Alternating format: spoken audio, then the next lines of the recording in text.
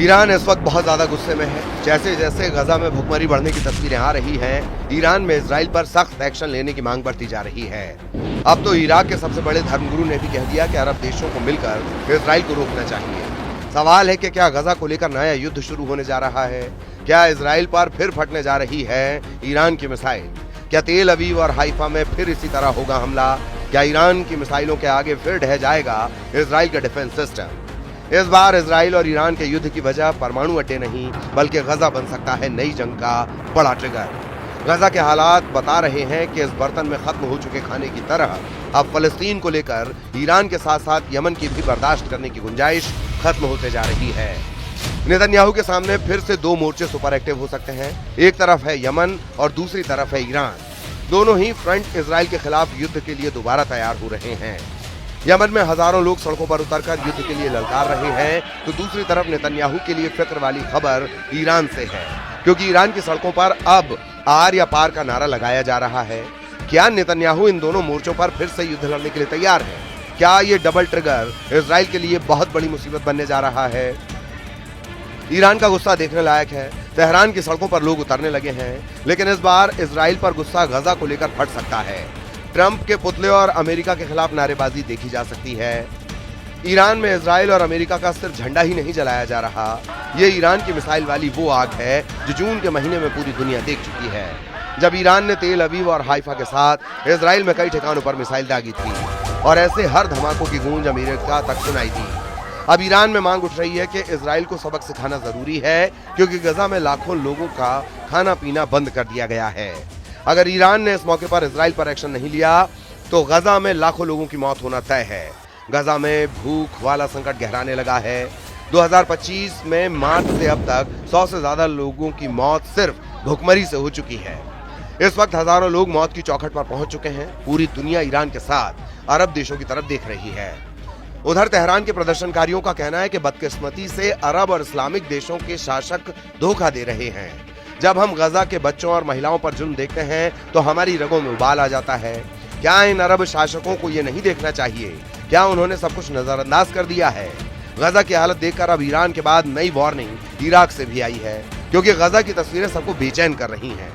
Iraq में Ayatollah Ali Sistani ने अरब और इस्लामिक देशों से कहा है कि गजा में बच्चों, बीमारों और बुजुर्गों को नहीं बख्शा जा रहा।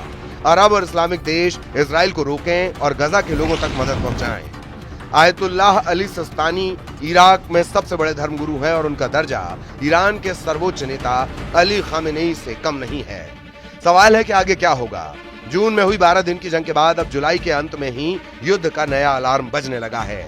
ईरान और इजराइल के बीच इस बार युद्ध हुआ तो अमेरिका भी कुछ नहीं कर पाएगा। ये बात डोनाल्ड ट्रंप भी बहुत अच्छी तरह जानते हैं। ईरान भी बहुत अच्छी तरह जानता है कि इजराइल अपने फाइटर जेट फिर से तैयार कर रहा है। इजराइल के पास बहुत ही सीक्रेट एयरबेस से आए इस वीडियो ने तेहरान से लेकर मॉस्को और बीजिंग से लेकर दुनिया के तमाम हिस्सों में अलर्ट जारी कर दिया है। खबर पक्की बताई जा रही है, क्योंकि पश्चिम एशिया में नया खौफ बहुत बड़े सवालों के साथ पैर पसार रहा है। क्या इजराइल और ईरान का युद्ध फिर शुरू होने जा रहा है?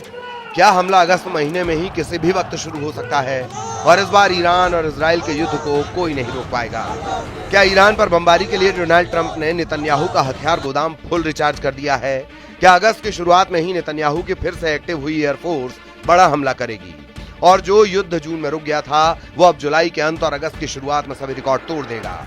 ईरान और इजराइल का युद्ध किसी भी वक्त फिर से शुरू होने का डर है, क्योंकि दोनों तरफ अब संयम खत्म होता नजर आ रहा है। ये यमन की राजधानी सना है और ये इलाका सबीन चौक के नाम से जाना जाता है। यहाँ इजराइल के खिलाफ हजारों लोगों का गुस्सा देखिए। यमन ही नहीं, ईरान, फलस्तीन, लेबनान और हिजबुल्लाह के झंडों के साथ इजराइल के खिलाफ ऐसी नारेबाजी हो रही है जिसके शब्द सुनकर नेतन्याहू का गुस्सा कई गुना बढ़ सकता है। उधर यमन के प्रदर्शनकारियों का कहना है कि हम आज फलस्तीन में अपने भाइयों के समर्थन में जुटे हैं। हम पीछे नहीं हटेंगे, हम नहीं थकेंगे। इजराइल ने पूरे देश को तबाह करना चाहा और हम उनके सामने पहाड़ बनकर खड़े हैं। हम गजा को कभी अकेला नहीं छोड़ेंगे, चाहे कुछ भी हो जाए। हम गजा के लोगों से माफी चाहते हैं, क्योंकि हम उनके लिए कुछ नहीं कर पा रहे। काश हम उन तक पहुंच पाते। फलस्तीन हमारे दिलों में है। यमन पर कई बार इजराइल और अमेरिका हमला कर चुके हैं। यमन के बंदरगाह पर कई बार बमबारी हो चुकी है, लेकिन यमन के तेवर हल्के नहीं पड़ रहे। यमन में लोग इजराइल के खिलाफ युद्ध लड़ना चाहते हैं। इजराइल यहाँ से 2000 किलोमीटर दूर है और इन लोगों और इजराइल के बीच सऊदी अरब की जमीन है। इसीलिए कहा जा रहा है कि नेतन्याहू के सामने फिर से दो मोर्चे सुपर एक्टिव हो चुके हैं। एक तरफ है यमन और दूसरी तरफ है ईरान। दोनों ही फ्रंट इजराइल के खिलाफ युद्ध के लिए दोबारा तैयार हैं। यमन में हजारों लोग सड़कों पर उतरकर युद्ध के लिए ललकार रहे हैं, तो दूसरी तरफ नेतन्याहू के लिए ईरान बड़ा सिरदर्द बन सकता है, क्योंकि ईरान की पब्लिक भी अब आर या पार के मूड में है। सवाल है कि क्या नेतन्याहू इन दोनों मोर्चों पर फिर से युद्ध लड़ने के लिए तैयार है? क्या ये डबल ट्रिगर इजराइल के लिए बहुत बड़ी मुसीबत बनने जा रहा है? 650 दिन के युद्ध के बीच गजा में मौत लगातार नाच रही है। खंडहरों और कंक्रीट की तहस नहस हो चुकी बस्ती में कब, कहां और कितना बड़ा बम गिरेगा, ये सिर्फ नेतन्याहू जानते हैं। गजा पर सैकड़ों किलो का बम जब गिरता है तो ऐसा धमाका होता है और फिर होता है हाहाकार। 22 महीनों का युद्ध और अब तक 59,000 लोगों की मौत। गजा में मौत का मीटर चलता जा रहा है इजराइल का ग्राउंड ऑपरेशन। 59,000 लोगों की मौतों के साथ सवाल कि इस युद्ध को जीत कौन रहा है, क्योंकि हमास की पूरी लीडरशिप खत्म करने के दावे के बीच इजराइल को जून और जुलाई में लगातार ऐसे झटके लगे हैं जिसने नेतन्याहू के मिशन गाजा को इजराइल की सेना के लिए जलेबी बना दिया है। इजराइल के कई सैनिक हमास के हमलों में मारे गए हैं, लेकिन नेतन्याहू अपने ऑपरेशन पर ब्रेक लगाने से साफ इनकार कर रहे हैं, क्योंकि अब डोनाल्ड ट्रंप से भी इजराइल को लगातार मदद मिल रही है। इजराइल को अब अमेरिका से 7,000 बंकर बस्टर बम एक नए युद्ध की शुरुआत करने के लिए मिल सकते हैं। सीज फायर के बाद ही इजराइल की एयरफोर्स खुद को ऐसे बमों से लगातार लैस करती जा रही है। अमेरिका के 7,000 से ज्यादा बंकर बस्टर बम इजराइल को आसमान के रास्ते भी पहुंचाए जा रहे हैं। इनकी खेप समंदर के रास्ते यानी कार्गो शिप से भी सप्लाई की जा रही है। एक तरह से इजराइल और अमेरिका के बीच बम हाईवे एक्टिव है। इसके टारगेट पर ईरान है। ये डोनाल्ड ट्रंप का नेतन्याहू को बहुत बड़ा धमाकेदार तोहफा है। डर है कि इस तोहफे के पीछे ईरान से युद्ध का दूसरा राउंड लड़ने की तैयारी कर ली गई है।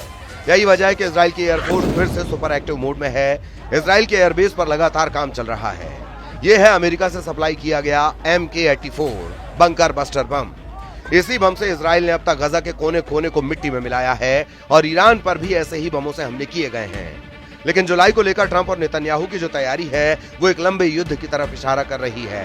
2000 पाउंड या फिर 900 किलो के इस बम की ताकत क्या है, आप धमाकों को देखकर समझ सकते हैं। जब ये बम गिरता है तो ऐसा धमाका होता है जो पूरी बिल्डिंग को गिरा देता है। ऐसी तस्वीरें पिछले 15 दिनों में गजा में भी देखी गईं और लेबनान की राजधानी बेरूत में भी देखी गईं। फरवरी में अमेरिका ने इजराइल को ऐसे 10,000 बम सप्लाई किए। अब जुलाई में ऐसे 7,000 और बम पहुंचाए जा रहे हैं। यानी गजा और बेरूत के बाद ईरान पर भी मेड इन अमेरिका वाला बारूद फिर से बरसाने की तैयारी हो चुकी है। गजा से लेकर बेरूत और तेहरान तक इजराइल एयरफोर्स के विमान और इन्हीं बमों ने सबसे बड़ी तबाही मचाई है। इजराइल का ऑपरेशन राइजिंग लायन इस बम के बिना कभी शुरू नहीं हो पाता। ये बात नेतन्याहू और उनकी फौज बहुत अच्छी तरह जानती है। इजराइल के पूर्व रक्षा मंत्री एविगडोर लिबरमैन भी कह चुके हैं कि ईरान इजराइल से बदला लेना चाहता है, इसलिए इजराइल को ईरान पर फिर से पहले हमला कर देना चाहिए। इसमें कोई शक नहीं है कि नेतन्याहू बहुत दबाव में है। लिबरमैन जिस तरह से ईरान को ललकार रहे हैं उससे लगता है कि नेतन्याहू को कोई फैसला लेना होगा, क्योंकि अब इजराइल के अंदर ईरान से फिर युद्ध करने का प्रेशर बढ़ने लगा है। लिबरमैन इजराइल में विपक्ष की पार्टी इजराइल बेतेनू के प्रमुख हैं। उनका कहना है कि ईरान को रोकने के लिए इजराइल के पास कोई और रास्ता नहीं है, इसीलिए ईरान के परमाणु और मिसाइल ठिकानों को पूरी तरह बर्बाद कर देना चाहिए, और ये भी कि वो खुद मोसाद से कहेंगे कि ईरान में सत्ता बदलने के लिए काम किया जाए। लिबरमैन दावा करते हैं कि अगर वो इजराइल के प्रधानमंत्री होते तो ईरान पर हमला कर देते और नेतन्याहू को भी इस वक्त ऐसा ही करना चाहिए। वैसे 13 जून को ईरान पर हमला करके नेतन्याहू ने यही करने की कोशिश की थी और वो अपने मिशन में पूरी तरह फेल साबित हुए। लेकिन लिबरमैन जिस तरह से नेतन्याहू को युद्ध के लिए उकसा रहे हैं उससे साफ है कि ईरान और इजराइल के बीच बहुत खतरनाक युद्ध का खतरा फिर से मंडराने लगा है।